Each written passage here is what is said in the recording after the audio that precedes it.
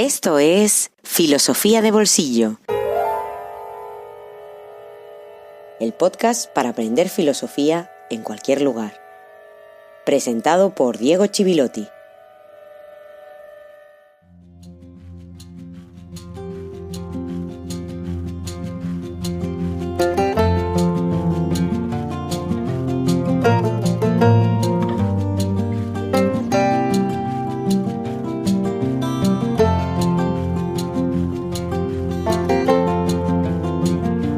Buenos días, buenas tardes, buenas noches y feliz jueves filosófico número 51. Dedicado a Tuni. Muchas gracias, Tuni, por tu apoyo. Un episodio importante te vamos a dedicar porque hoy vamos a entrar en el meollo de la filosofía política de John Locke. No solo uno de nuestros contractualistas después de Thomas Hobbes, que fue el primero, sino también uno de los pensadores más influyentes, sin duda, en el pensamiento político posterior. Antes me gustaría hacer un pequeño anuncio. No suelo hablar de otras cosas que a veces hago fuera del podcast, pero en este caso haré una excepción porque quizá os interese a los que nos acompañáis cada semana. Colaboro desde esta temporada con un programa de radio clásica en Radio Nacional de España, que se llama Música Viva. Ahí hacemos una cosa que han titulado Tangencias, junto al musicólogo José Luis Besada, y que consiste en poner en diálogo la música contemporánea con otras manifestaciones artísticas y culturales. Ahí me han encargado la filosofía y en mi última visita por allá tratamos la muerte como tema. Aparte de escuchar música inspirada en ella, hablamos de filósofos que se han dedicado a pensar la muerte.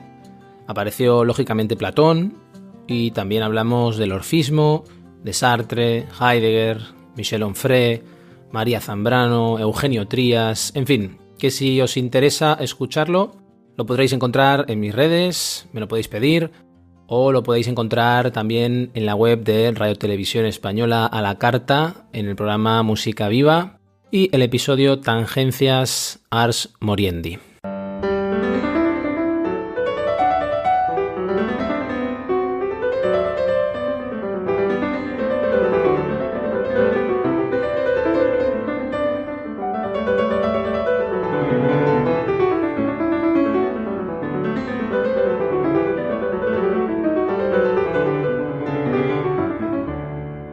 El primero de los conceptos, de las ideas que vamos a reencontrar en Locke es el estado de naturaleza.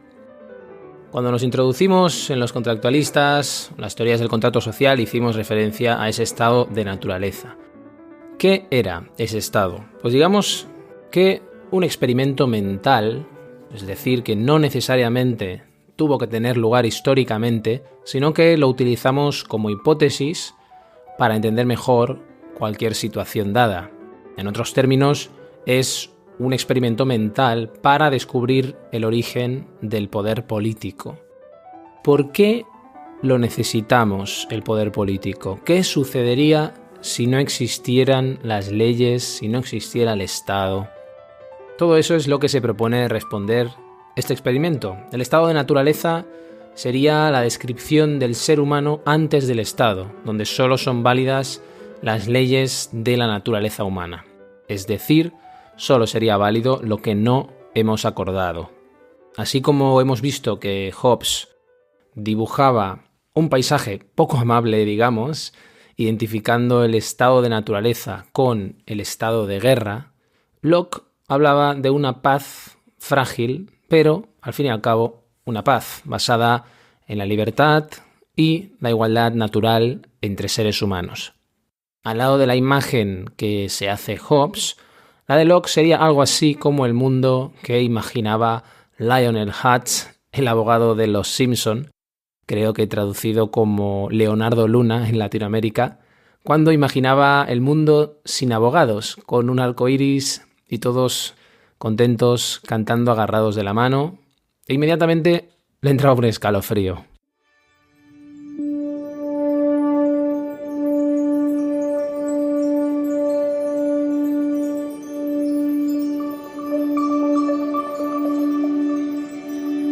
Para entender el poder político correctamente y para deducirlo de lo que fue su origen, hemos de considerar cuál es el estado en que los hombres se hallan por naturaleza.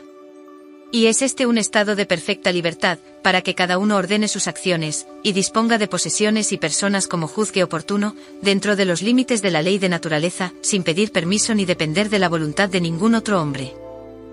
Es también un estado de igualdad, en el que todo poder y jurisdicción son recíprocos, y donde nadie los disfruta en mayor medida que los demás.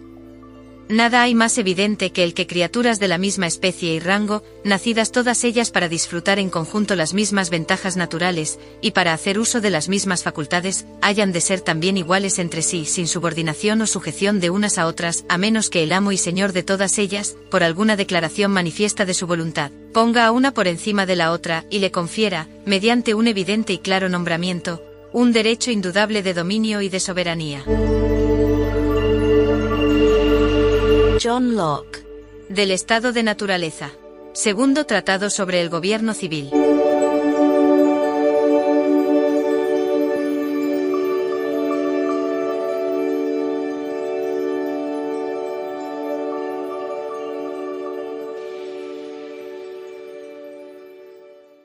Locke estaba convencido de que era necesario buscar otro origen para el poder y el modelo de organización política que el que reclamaba la monarquía absoluta.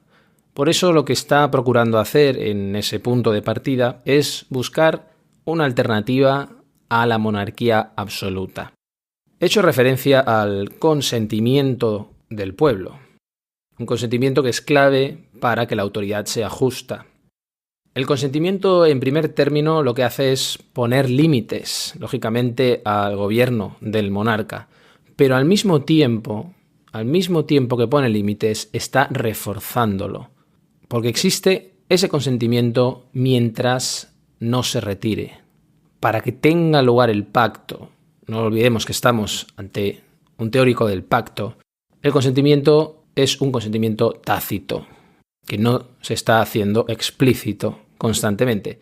Pero la exigencia de que haya un consentimiento es una exigencia importante porque implica la necesidad de que haya una libertad individual en la base del poder político. Y esto va a ser muy importante en Locke. Esa libertad individual que está en la base nos devuelve a la cuestión de la ley natural y el estado de naturaleza, que es muy importante siempre para entender el pensamiento político de cualquier contractualista. Que en ese estado seamos todos libres e iguales, en el estado de naturaleza, es una manera de decir que el poder del Estado civil debe ser limitado. Está preparando el terreno para lo que se va a redactar un siglo más tarde en Francia y va a ser aprobado por la Asamblea Nacional Constituyente, la Declaración de los Derechos del Hombre y del Ciudadano, que en sus 2 primeros artículos dice lo siguiente. 1. Los hombres nacen y permanecen libres e iguales en derechos. Las distinciones sociales solo pueden fundarse en la utilidad común. 2. La finalidad de toda asociación política es la conservación de los derechos naturales e imprescindibles del hombre. Esos derechos son la libertad, la propiedad, la seguridad y la resistencia a la opresión. No estoy diciendo con esto que esa declaración esté influida directamente por Locke, pero sí estoy diciendo que no es casualidad que suceda eso un siglo más tarde. Eso también va a resonar, todas estas ideas que está defendiendo Locke, sí que ya más directamente en los ideales de Thomas Jefferson, gran artífice de la independencia de los Estados Unidos y uno de sus fundadores, a años luz en muchos aspectos de lo que hoy vemos y escuchamos allá. Pero no estamos ahí. Donde estamos es en la ley natural y en el estado de naturaleza, donde la perspectiva de Locke es interesante porque lo que nos dice es que por mucho que nos movamos por pasiones irracionales, éstas nos conducen a cumplir esas leyes racionales. Fíjate que el punto de partida es la irracionalidad, pero ese punto de partida nos conduce a la racionalidad. Al final, lo que hacemos es buscar el placer y huir del dolor. Pero para hacer eso, nos interesa formar una sociedad civil con los demás y establecer un pacto. Y por lo tanto llegamos a un momento de racionalidad. En el caso de Locke, de ese estado de naturaleza del que hablábamos, se derivan unos derechos naturales inalienables, derechos a la vida, la libertad y a la propiedad. Y si subrayo propiedad, es porque ésta tiene un peso específico muy importante en su pensamiento y que vamos a ver dentro de poco.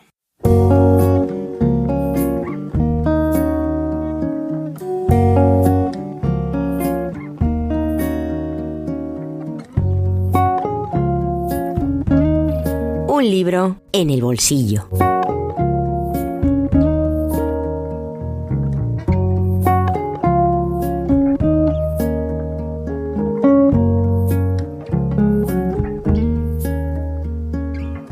Peregrinos del Absoluto, la experiencia mística. Este es el título del libro que nos ponemos en el bolsillo este episodio.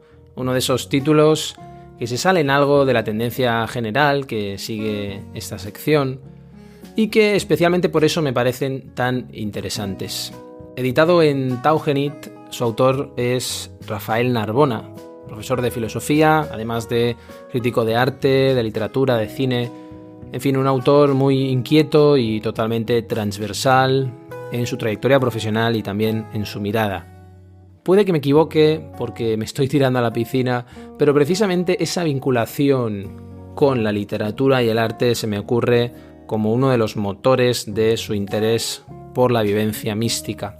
En cualquier caso, a veces sorprende que la filosofía tenga algo o mucho que ver con la mística, especialmente cuando se mira la filosofía desde afuera. Y más allá de que a la filosofía le atañe todo, como muchas veces he dicho, la experiencia mística es un asunto filosófico de primer orden por sí mismo, además de las implicaciones que podamos deducir de la literatura mística. De hecho, la mística es un gran desafío para el logos, puesto que tiene que ver con una vivencia frente a la cual la razón se revela totalmente impotente. Diríamos que incluso se revela pequeña, mezquina, inocua, esa razón orgullosa de la filosofía. Y además se trata de una vivencia para la cual no tenemos lenguaje posible, y sin embargo se comunica, aunque sus palabras se vayan hacia lo que no dicen, como sostenía Michel de Certeau en La fábula mística, un clásico de la materia que os recomiendo si os interesa la cuestión. En este libro Narbona nos revela, velando y desvelando a la vez, mucho de eso en una introducción breve y concentrada pero espléndida, titulada La llama mística, que comienza con una premisa contundente, expresada con un acento heideggeriano, diríamos. La llama mística sigue viva en la época del eclipse de Dios. Eso nos dice. Al fin y al cabo, siguiendo lo que nos recuerda el autor, lo místico también tiene que ver con el fundamento de todo lo que hay y, en última instancia, todo aquello que no podemos ver, no podemos nombrar o comprender con las herramientas habituales. Pero el título en plural nos habla acertadamente de peregrinos, es decir, de aquellos que están de paso y que transitan por tierras extrañas, donde el propio camino es más trascendental que la llegada.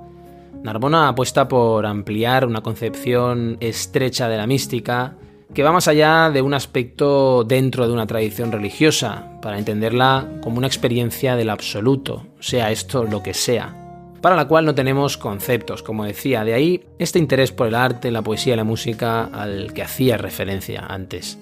Y eso le permite reunir a figuras como Teresa de Jesús, Juan de la Cruz o Thomas Merton y ponerlas al lado de Émile Cioran, Rilke o Bataille. El planteamiento de Narbona es muy agudo y resulta cercano, diría, a lo que Roland Barthes hizo con Fourier, Loyola y Sade cuando los reunió en un ensayo, porque los tres, pese a ser un socialista utópico, el fundador de la Compañía de Jesús y, por último, el escritor maldito que exploraba los límites de la perversión, fueron tres logotetas, es decir, fundadores del lenguaje, que hacían las mismas operaciones: aislarse, articular, ordenar y teatralizar. De hecho, Narbona barajó a Sade, me consta, y lo descartó. Eso también está en los 12 testimonios que el autor reúne y, más que analizar, los presenta y los invita a leer. Son capítulos breves que nos dejan siempre con la miel en los labios, porque estamos sobre todo frente a un libro que contagia entusiasmo por descubrir más de las figuras que desfilan ante nuestros ojos. Seguir a Teresa de Jesús, por ejemplo, desde sus inicios como carmelita hasta convertirse en un ejemplo de socratismo cristiano, acompañar a Juan de la Cruz por la noche oscura y en ese silencio tan expresivo de Dios, la apuesta por la eternidad y el riesgo de Pascal, y así pasar por Unamuno como un místico que cumple los requisitos de todo místico: la libertad, el inconformismo, el fervor, la sinceridad. También pasar por la mística de Simone Weil como un signo de esperanza entre los escombros de un mundo desencantado, y no esquivar tampoco la turbulencia provocadora de un Cioran que se hunde en la nada y al que Narbona prácticamente despedaza. Escrito con un estilo muy fluido, muy claro, este surtido de peregrinos del absoluto es también un canto de esperanza, escrito en cierto modo a contracorriente de una época como la nuestra, dominada por el cientifismo y el naturalismo. Por eso no es un fugamundi este texto en tiempos difíciles, sino precisamente lo contrario, un viaje al centro del mundo, a sus raíces e incluso a sus semillas, que necesitan oscuridad siempre para dar fruto. Y en esa medida también una puerta para imaginar un futuro posible, para habitar la realidad de otra manera, como dice Narbona. Pero mientras, disfrutar del camino y contemplar la belleza, algo que Narbona no olvida en su uso de la palabra.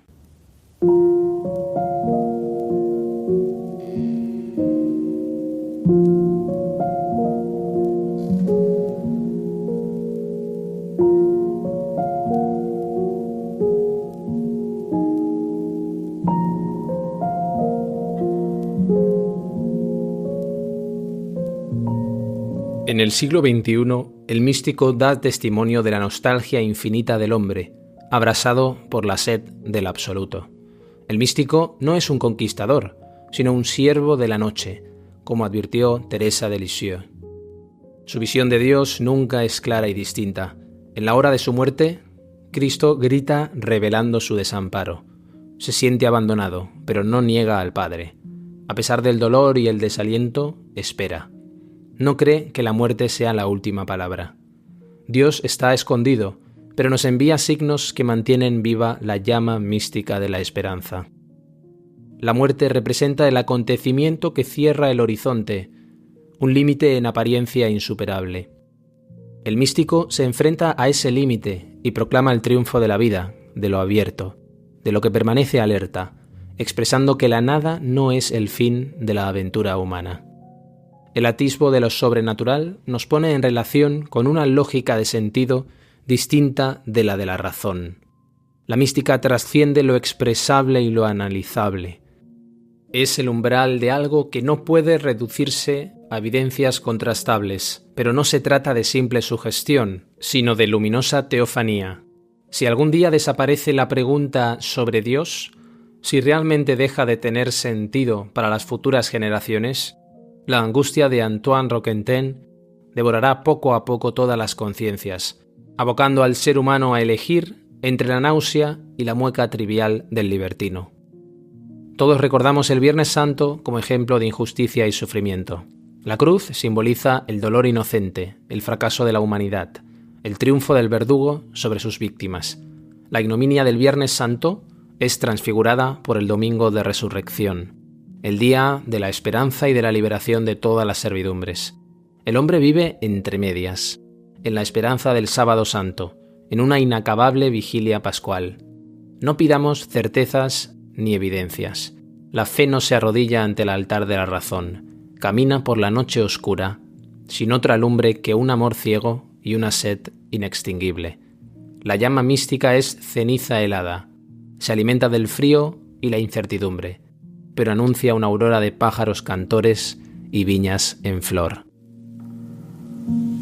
Rafael Narbona, Peregrinos del Absoluto, la experiencia mística. Editorial Taugenit.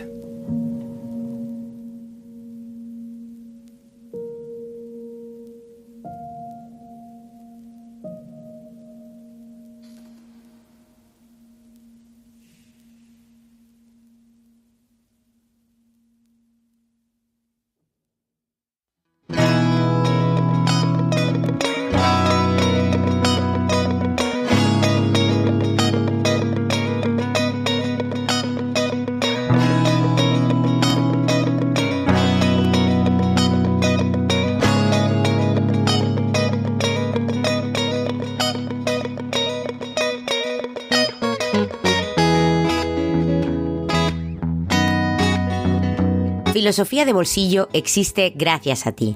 Hazte mecenas y accede a todos los contenidos en patreon.com/filosofía de bolsillo.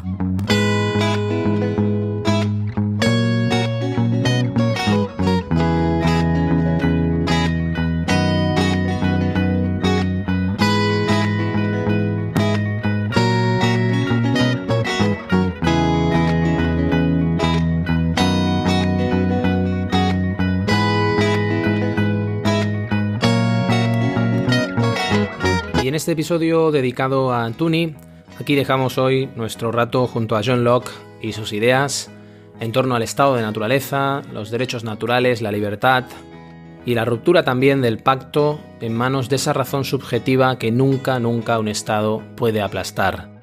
Cerramos con este episodio unos apartados y no los mezclamos con los siguientes, que serán fundamentalmente sobre el poder como tal y sobre la propiedad como elemento nuclear en el pensamiento político de Locke. Nos queda lejos este británico del siglo XVII seguramente, y lo que dice está ligado a su contexto. Veremos algunas cuestiones polémicas sobre eso más adelante, pero al mismo tiempo lo suficientemente cerca está Locke como para pensar sus conceptos desde nuestra realidad. Es otra manera de pensar y aprender sobre su obra. ¿Qué nos dice el pensamiento político de Locke sobre nuestra realidad política? ¿Qué podemos aprender de su idea de pacto social, de libertad o de desobediencia?